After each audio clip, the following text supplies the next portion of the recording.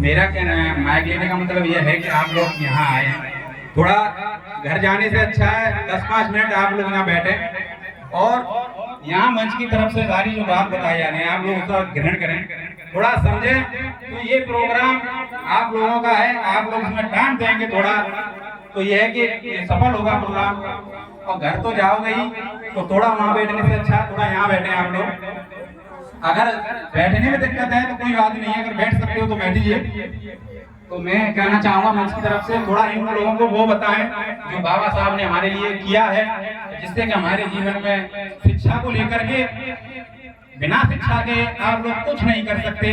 गरीबी हमेशा आएगी और जाएगी, क्योंकि शिक्षा ही एक ऐसी चीज है जिससे आप अपनी गरीबी को हटा सकते हैं। लेकिन अगर नहीं शिक्षित हो गए तो गरीबी हमेशा घर में बनी रहेगी, गरीबी बनी रहेगी। इसका कोई इलाज नहीं है कि ऐसी बीमारी है कि ये हमेशा एक पीढ़ी को नहीं हजारों पीढ़ियों को खा जाती है।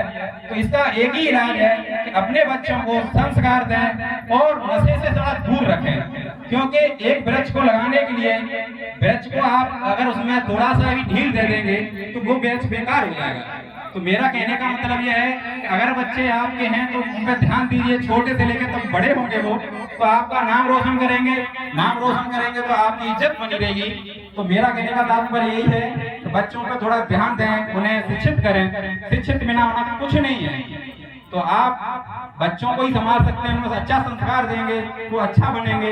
अब बड़ों लोगों को तो जो हो गया उनका तो हो गया, कुछ नहीं हो सकता है ना। तो उन्होंने अपने बच्चों को नशा से थोड़ा दूर रखें, क्योंकि एक नशा की बीमारी ऐसी समाज में फैलती जा रही है जिससे आगे वाली पीढ़ी है खराब होती जा रही है।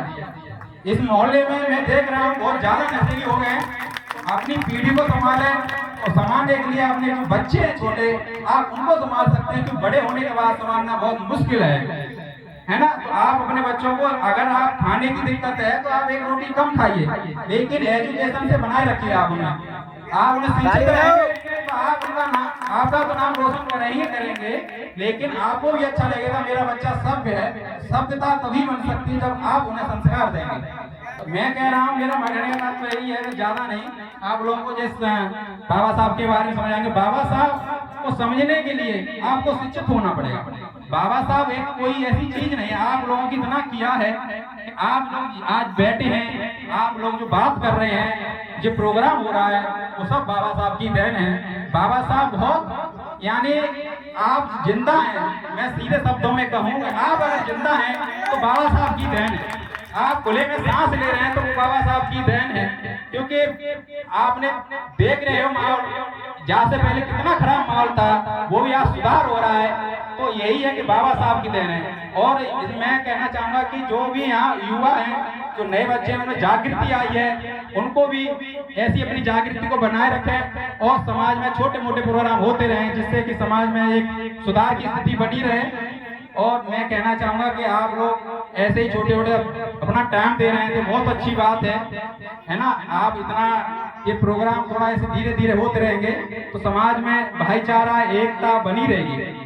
तो आप नशे से दूर रहेंगे। मैं ये चाहूंगा बच्चों पर ध्यान दीजिए, उन्हें शिक्षित करिए। आप कितने गरीब हैं उसका कोई महत्व नहीं है, लेकिन आप बच्चों को कितना ध्यान दे रहे हैं ये ज्यादा महत्व है ना। गरीबी आएगी और जाएगी, गरीबी बनी रहेगी। गरीबी को हटाना है तो बच्चों को शिक्षित करना ही पड़ेगा। इसके लिए आप अपने बच्चों को स्कूल भेजना, जो भी है ना, आप अपने अगर बड़े हैं तो बच्चों को आप शिक्षित करिए। अगर आप इतना बड़े हैं कि बच्चों को शिक्षित कर सकते हैं तो आप शिक्षित करिए। जो भी अपना योगदान दे सकते हैं करिए। आपका बच्चा क्या कर रहा है आगे बढ़ के, वो उसकी जिम्मेदारी। तो अच्छा संस्कार होगा तो अच्छा करेगा, उम्मीद तो यही रहती है। तो इसीलिए सभी को लोगों को मेरा जय भीम नमो बुद्धाय।